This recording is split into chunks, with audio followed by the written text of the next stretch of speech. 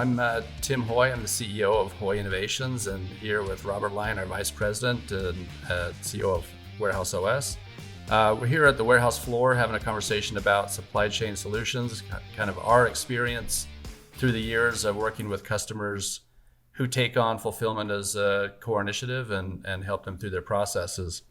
One of the things that we wanted to kind of start with is a little bit of the background of how we started into consulting and helping clients in a deeper professional engagement. I'd say it's really not just about, doing the tradition of warehouse racking and fork trucks. It's about how you use all that equipment. And we, over time, we'd work with clients, and maybe what started the idea about WarehouseOS is seeing the customers that needed maybe an inventory control system, they needed better controls, and what we saw out there was just going to be pretty expensive for them to deploy a traditional WMS product. I think from our experience, Robert, those cost ranges, what would you see the price range for a traditional WMS for a client to engage? Well, Tim, thanks for the introduction. It's good to sit down and chat with you today a little bit about software as well as logistics and innovation in the warehouses. And, having come from a background from companies that deployed large WMSs, it wasn't unusual to see costs $1 billion plus. I mean, they could be very, very expensive, very cumbersome, very difficult to deploy on the floor, and very difficult for a client to work through that process. And those applications or products just didn't fit some of the clients who were in smaller conventional warehouses. And so it's something that really needed to be addressed. And I think something that, we have looked at and tried to work together on as a team to help these customers come up with a better solution. And that's kind of what we did as we looked at WarehouseOS. Yeah, it's interesting. I think that, we started in this process where we'd help clients write maybe a definition of the warehouse management software that they might need, some of the improvements they needed in operations. And a lot of the clients that we work with are innovative companies. They might be entrepreneurs that have a small business or small medium business. That price tag, in my experience, was, at the low end, was maybe $500,000. They just couldn't afford it. And, I remember the thought process where you were kind of going through seeing iPad enclosures being built, this side experience where you're seeing an iPad being used in kiosks and some industrial space at the time 10 years ago. These iPads were not thought of as an industrial tool. And that light went off that said, I wonder if the iPad could give us a user interface that was, highly interactive, highly visual. And that was the creative process that started this need. I think another thing that, we started to experience this gap because clients would be running, they might go through the process of a WMS. The RF gun for us was really kind of counterproductive to the goals we wanted for the customer. They deploy with an RF gun that had a very, I'd say maybe outdated, clunky interface. And that person had to go out there with that RF gun and pick product. They normally didn't get any quicker. A lot of times they got the inventory control, but they might get slower in actually production.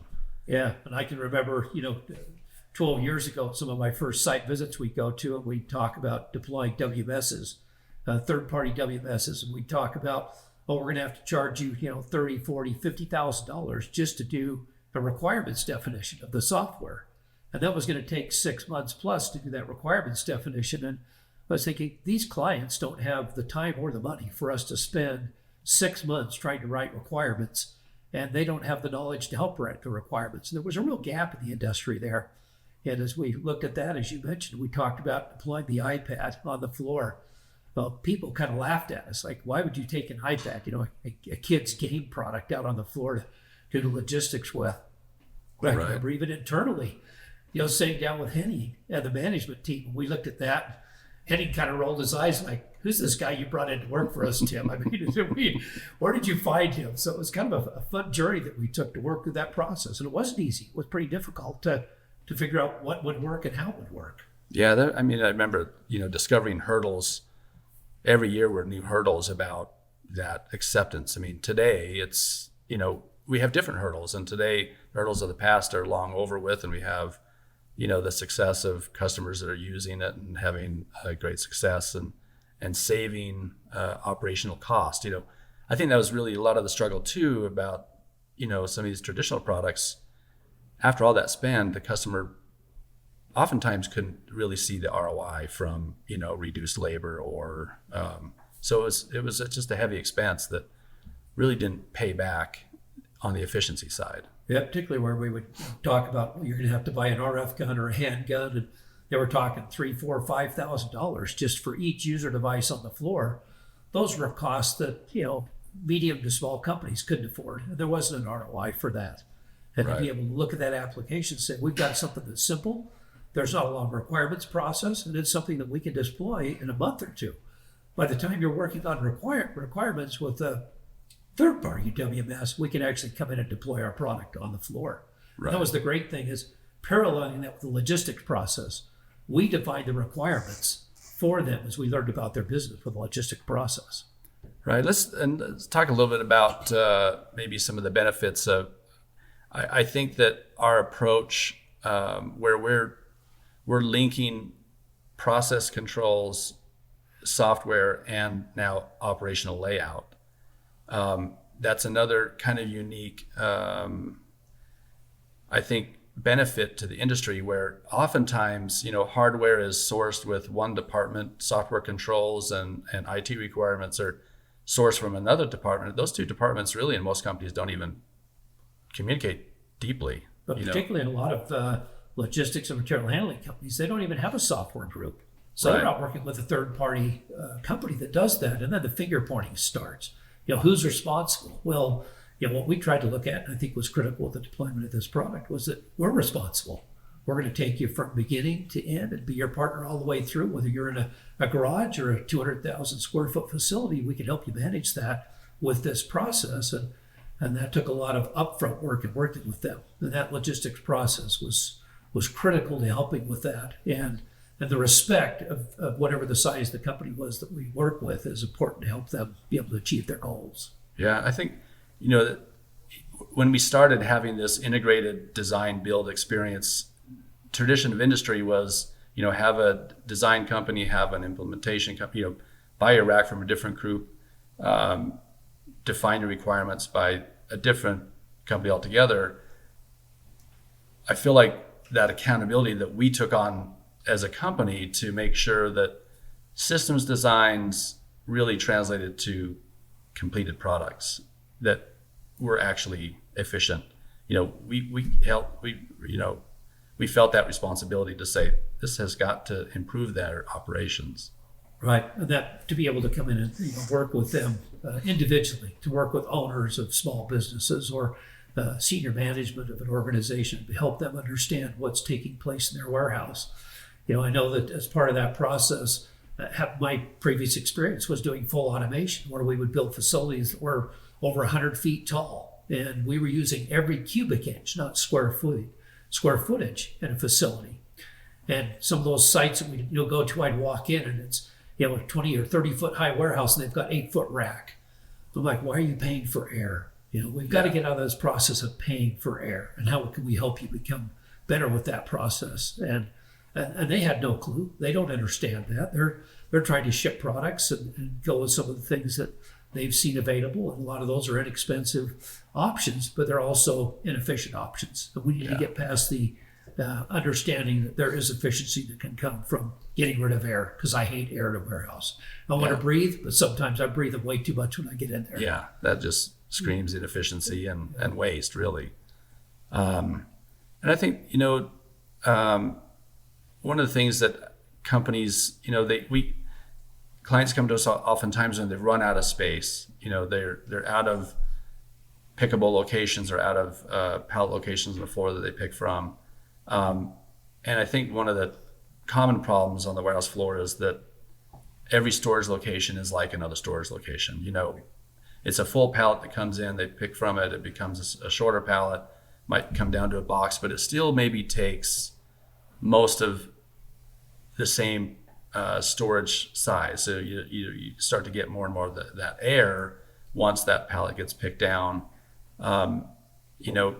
Coming to a professional design engagement where you can just analyze data and come up with the plan where you've got full pallet storage for backstock, you've got forward picking for fulfillment, and you've got that all tuned in so that you can have storage locations that are optimized for cube. Yep. It's pretty common that we'll help someone. When we talk about the percentage gain that might come through an optimization study, what number comes to mind in your head as we improve a warehouse space? How much can they gain? Well, I think that's a really critical thing that we try to look at is we've got to get at least 20%. We don't get 20 to 30% improvement in a warehouse. We haven't done our job as helping them out as a company. And we see way beyond that. I think, a lot of the studies, we go back and look at what we've done. We walk in, we see facilities that are 50 to 100% better utilization of their cube, and also much more efficient in their operation. And it's not about getting rid of staff or employees. It's about having them come to an environment where they want to work and where they can accomplish their work and get more done. And an employer can grow with his employees' staff and be able to help them accomplish better goals. People feel good when they come to work. Yeah. And they do a good job, and they feel like they can go home and say, I did something good today. But if you just go home and you feel like you didn't accomplish anything, and you were fighting to try and get products out the door, and you were getting in trouble for shipping the wrong thing, that can be pretty discouraging. And we want everybody in the warehouse to be part of the team. Yeah, I think one of the items that we wanted to kind of go over and talk about is what do we see as a failure point for fulfillment companies or for distribution companies, and what you just described is really key. I think, defining failure is, most of them are getting the job done. If it's not at one day, maybe they're at 2 or 3 days, or they're working on some metric that's their turn. But really the failure may be, in my opinion, seeing operations that embrace technology and embrace empowerment tools. That workforce is engaged on a different level. And we see those warehouses that are very alive because the employees have clear metrics, they have clear defined responsibilities. There's technology that supports them to do their job. And that engagement is really the night and day difference between a successful fulfillment company and one that is just getting the job done. Right, and that the employee is what makes it happen on the floor. As we walk into a facility, we start a logistics study. It's interesting to see how the employees look at us. They're like, oh, you're here to get rid of me, or, you're coming in to see what I'm doing wrong. And when we get done with that study, it's fun to go back and have them come up and say, wow, this is really fun. I appreciate what you've done. This is a great place to work. I love working with your tools, your equipment, your processes. And it's kind of fun and neat to be able to work with an iPad on the floor. Yeah. I use technology all day long. Why can't I use that same technology in the warehouse? And they adopt to it very rapidly. And that's the fun thing, is to see they can come in and within literally a day, they're up and running. And they're doing their job, they're efficient, and they're respected. Yeah, and they know that other people are noticing the job that they're doing is great. I mean, I think most people in the warehouses are wanting to come in and contribute and do a good job for their employer, in spite of maybe not having great tools, in spite of not being noticed. This empowerment and WarehouseOS experience or some of these technology platforms really help that customer and the employee have a benchmark that is understood, and they know they're contributing, they know they're being appreciated. Yep. And I think that's one of the things that we try to do as part of that process, is that when we go in, it's not just me working with a manager. I work with the employees. What don't you like? What's not working? How can I help you be more efficient? What are you struggling with? To get their input, and then to take that input and apply it, because that's their home. Yeah. They're there, 8-10 hours a day, and we need to respect that. And as we listen to what they're struggling with, we can come back. Every client is not the same. This is not a cookie cutter that we're trying to work with. Right. They're custom, and they deserve that respect. We go in to help them and to look at that process, what we can do to improve them. And I think it's kind of fun to sit down with them and talk about, what are you shipping today? Well, I'm shipping lipstick, or I'm shipping swimsuits, or I'm shipping lawnmowers.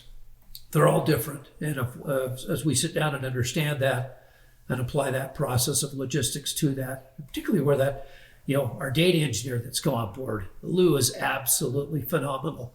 How he can take data and crunch that for us and come back with answers so quickly. Literally, a couple of days, I've got the information I need to go back to the warehouse and say, hey, this is what we're seeing. And they're like, well, I tried to tell you that when you were here, now you're seeing it yourself. So thanks for the backup. Yeah, no, the data's been, I think that's really the discovery. We see ops, we make some assumptions about what our warehouse is needing, but data really highlights sometimes the not understood pain and the complexities of certain order types, and getting that real full picture is pretty key. Yeah, and then to have that done with a full analytics display that Lou has put together, so it's not just 10 years ago we were using CSV files and Excel spreadsheets, and we'd go to the client, we'd put that out to present that. Well, a lot of our executive staff wasn't familiar with what we were trying to show them. Well, the tools we have now with the graphs, the charts, the displays, literally within a few minutes they understand, I see what you're trying to tell me. And that's a great benefit because they're quickly on board to help understand how we're trying to help them and what changes they can do in their facility. Yeah, I think, the data that we start to see, again, it's starting to try to drive that warehouse to be stopped from being just one stick, the same bay looks the same everywhere. They just repeat same racking type styles. Like, here's the activity, this is the fulfillment activity, here's the receiving activity, and really dialing in those areas so they can be efficient, so that people don't have to walk the full length of the warehouse.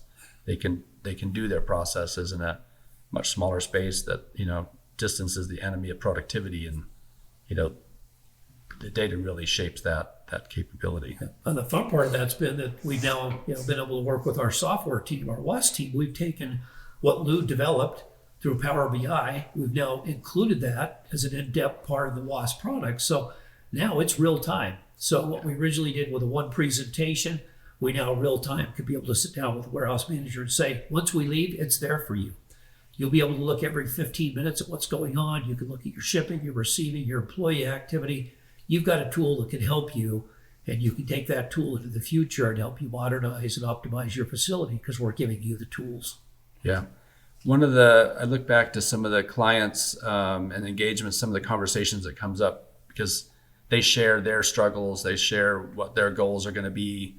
One of the things that's kind of like, what do you define as success for one of our customers, or any of our customer base that might be using, new warehousing tools, software, new strategies, automation is another big thing that's coming into the marketplace. People are looking to leverage that delivery time, the response to the customer. And what do we define as success for that customer coming on? When I think about that topic, one of our clients that visited to do some investigation, they were going to be really taking on fulfillment for themselves as a growing brand, and they flew into Salt Lake, and we visited two sites. One site that had over 100 pickers and another site that had 10 pickers. So this client that was going to be engaging in their self-fulfillment process saw kind of large scale and small scale, and probably seen as, this is a very big shift for us. This is going to be a scary shift, and getting the feedback from the client. That visit was interesting. It's great to see someone that's done it for 10 years. They're very successful. They've got 100 people putting out 20 or 30,000 packages a day. What was really helpful for this client voice was to see that small business that had 10 employees, that had a very organized operation. They were in 15,000 square feet, and everyone on the floor had instructions. They knew what they needed to get done. They knew how much work was coming. They knew where to put things away. They knew where to fulfill the orders. They knew how to pack and ship it. Seeing that customers, as they started their journey, the benefit of seeing another small business that maybe it started 2 years before them, the confidence that comes from seen companies that they're going to follow the same path have nailed it, and they're like, this is clearly done because they're using modern tools of inventory control. And this was a great WarehouseOS case study. Yep. And oftentimes, customers think because they grow, they do have to completely change process. And that's not always the case. As you go from 10 people to 20 people to 50 people on the floor, that might not mean you need to go to full automation. Automation has its place, and we try to look at that and certainly support automation where it applies, but we don't want to push automation. We don't want to push that onto a client and say, hey, you need to get rid of all these people and automate it. It's going to solve your problems. What we want to do is give them the right tools so that they can decide the processes, which direction they should go. Because certainly some of those clients, we've done some massive automated projects, and they've been great as well. But oftentimes, if you give people the right tools, they'll be able to accomplish their job and do it well, and very efficiently, and carry that through a large portion of the customer's future and well into the future. Yeah. I think it's interesting on the automation. I think for a lot of companies, there's this future goal of like being fully automated. And I don't know that we ever think that's a reasonable path for anybody. Automation that succeeds is probably, if you're optimizing an automation product or experience in your warehouse, it might be handling 25% of those SKU activities. To think about doing it for 100% is probably not realistic. It'd probably be a huge mistake. But people probably don't realize in the beginning that they should really be looking to only optimize maybe 15 to 20% of the process. Boy, and that's right on, Tim, because we'll go to the facilities and we look at what needs to be done. And I think of a large auto parts distributor that we've worked with, and there was a process there that had to be automated. It was extremely inefficient. There was no way that could be accomplished with labor because they were dealing with a lot of large and hard to deal with parts, and putting in an automated system to handle that was a great benefit to them. And they loved that application, is how it works and how it saved space and what it did for them. That was 25% of their business. But the other 75% still fit very well with a manual type process, using software and tools to help the pickers find what they needed to pick the smaller parts or the extreme large parts that wouldn't fit within automation. So you've got to select the right parts, the right demographics to really come up with the right solution, not just walk in and say, hey, we're going to automate the whole process, because that can oftentimes fail and they're not prepared for it either. Right. One of the things that in my mind I've thought about kind of is our journey and helping warehouses over the last 50 years and the last 20 years in the professional services engagement is, the tradition of the past, and one of the things I think of and I hear myself talking about is optimizing tradition and innovating the future. We respect very well what processes they've dialed in. I think warehousing in general has had a long track record of getting done what gets thrown at them. I mean, oftentimes undercommunicated to. Warehouses have to pivot so dynamically to, sales, seasonal products, maybe, returns, and that team is maybe in corporate America one of the most adept at change, but sometimes they do get stuck in their tradition. They don't really, this has always worked, so we'll do it. So I think that that topic of optimizing tradition has a lot of merit, because those are processes that really work. We see, picking from conventional rack and picking to cart still being one of the most efficient ways to get orders out the door, because we're not tied to some automation throughput max. We can add more people, we can add some different carts, but as long as they're doing it efficiently with the right information, they can be very quick. Yep. And I saw that just in a customer that we're working with currently, that we went into their facility and they had miles of conveyor, all kinds of conveyors and processes and automation in the facility, and it wasn't fitting their need. Their business model had changed, and they were trying to jam a new business model into old technology. And they themselves were actually going back to picking with carts because that fit their business model, and their efficiencies were 2 to 3 times higher with conventional pick to cart with the right software tools versus trying to force automation where it didn't fit. Yeah, is that usually because mainly conveyors might be supporting, picking to waves for like another distribution center.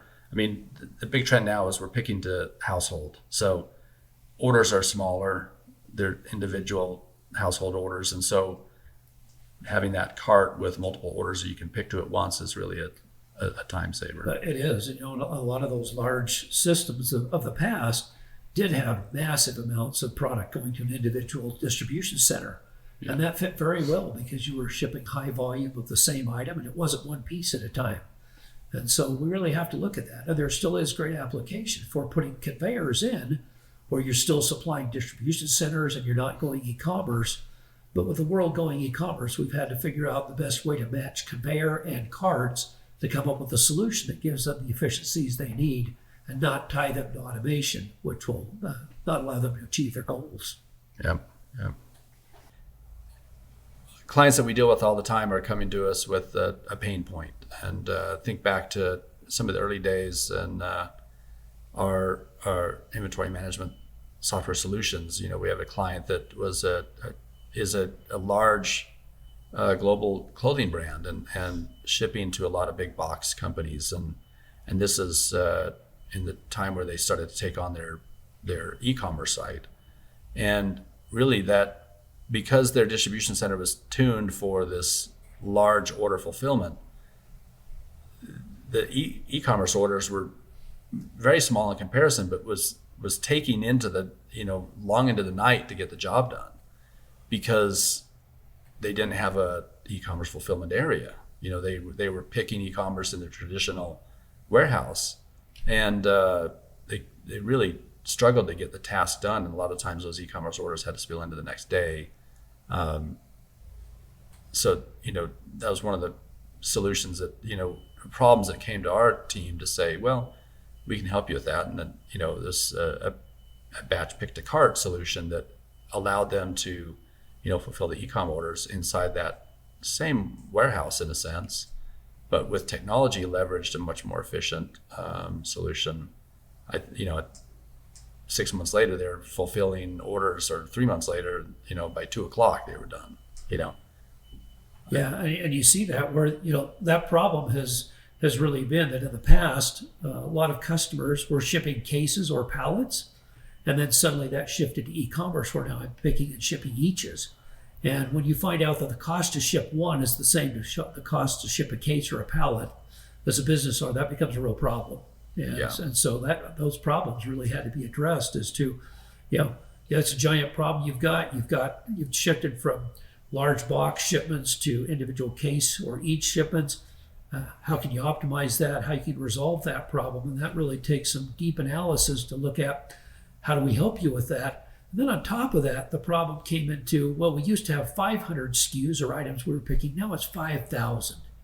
And so now we have no room in the warehouse because we don't have pallet quantities anymore. We're dealing with cases. Sometimes only a few bags are coming in. And we have pallet rack. We have all these pallet positions and nowhere to put all of these cases. And so those problems really have to be addressed because business models change and you have to adapt your material handling. And so as we look at those problems, it's really critical to understand what's coming at you from the future. How can we address that? And there is no crystal ball, but certainly, the problem is understanding where's your business going to go because your material handling system needs to go with your business. Yeah, we see that where almost every brand and company has got SKU growth. Sunsetting the old SKUs are hard and difficult, and you still have inventory that you have to hold on to. But having a lot of new SKUs coming in every season or, new product lines, the warehouse has to figure out where to put that. And they quickly run out of what would be the primary pick location, which is going to be easy at the front of the racking or now at the floor level. It really is, having a strategy around how you manage more SKUs in a building is really key for almost any brand, any warehouse. It's that pickable location is really the most prime real estate in the building for productivity, and they run out of it quickly. We see that. We'll go to facilities that are starting to go through that transition, and they've got a warehouse full of pallets, and they've got an open case on top of that pallet, and they're wandering through thousands of feet of a warehouse to pick eaches off of pallets. And that's a tradition. That was what they've done, and they continue to do that. And so we've got to help them work through those problems and understand that there's better solutions to solve this problem. We don't want your employees to walk 1,000 feet to pick an order when they can walk 50 feet to pick 500 orders. So we really need to help them understand, how do we address that problem? And also, a lot of clients, the problem is they don't understand what's available out there. They don't realize that, they've gone out to a department store to purchase racking. They buy a rack that's 8 feet high. Suddenly they realize they're in a 20-foot building, and the problem becomes, what do I do to put the right racking in there? Yeah. And sometimes they make bad decisions because there's engineering that needs to go in that racking, particularly where you're in seismic areas. And so the problem isn't just taking it from short rack to tall rack, but also, what is the right rack? What's the right product? What's the right forklift equipment? What's the right material handling equipment? And business owners don't need to deal with that. That's, they need to deal with marketing, coming up with new products. They need to let someone else help them with that problem of, how do I get it out the door and be efficient in that? Yeah, and I think one of the topics was, what are maybe the biggest failure points for, or maybe hurdles for distribution companies or companies that are taking on self-fulfillment. And that really is, in my mind too, is that not adapting their tradition. They continue to, the business, it might grow 20% a year, and all of a sudden, they started in 50,000 square feet, and they take the next demising wall over. Now they're at 150,000 square feet. Well, the processes that worked really well at 50 oftentimes don't scale well at 150 or at 100 to 500. So, we've had numerous clients that, because the process didn't innovate, their employee count got large. Now people are walking not, a quarter mile a day, they're walking 2 miles a day to fulfill similar orders because SKU growth and the footprint getting so much larger. I remember a client that we'd worked with to say, we're covering way too much ground in the warehouse with your people, and there's too many people. Like, we got to get this pick path down to a really small area. In the beginning, the pushback was like, well, how are we going to fit all those people in that small pick area? We're like, well, you're going to do it with half, a quarter of the people, because they're not just wasting all their time walking. And that was kind of the hurdle in their mindset was, well, if we got 300 people, now you want to have them all pick in 30,000 square feet, they're not going to fit. Well, they don't need to fit, because we're going to do it with a third of the staff. Yeah. So those are just, great experiences to go through and really give lifeblood to that fulfillment. I'd say the other success that we like to see with our client is that they start to see fulfillment as a core competency. When the director of distribution is volunteering that EBITDA is contributing a significant part of their EBITDA value based on self-fulfillment, we know we've done our job very well. It's now not only getting the job done, but they're getting the job done in excess of what the market would normally be providing. Yep. And as we talk about some of those problems that some of our clients deal with, I think one that we run into more often than not is that we'll go into a facility and there's no barcodes. And so we walk in and we're talking about, how can we help optimize? Well, without barcodes, that's almost impossible. In today's world, everything revolves around barcode technology and helping them understand that barcode, we can track it from beginning to end. We can help them understand where products are at, help them move products more easily, and get rid of that paperwork that they've been dealing with, and helping that push that barcoding process out of their facility back to a manufacturer. We walk in and see a whole staff of people opening cases and applying barcodes, and those problems needs to be addressed so the product can come in, it can be managed, it can be stored, it can be picked, but again, helping them understand it's critical for not only them, but it's critical when it gets outside their doors that product is barcoded so it can be managed for returns when it comes back. That barcoding cycle is just really critical, and helping new business owners understand that is very important. Yeah.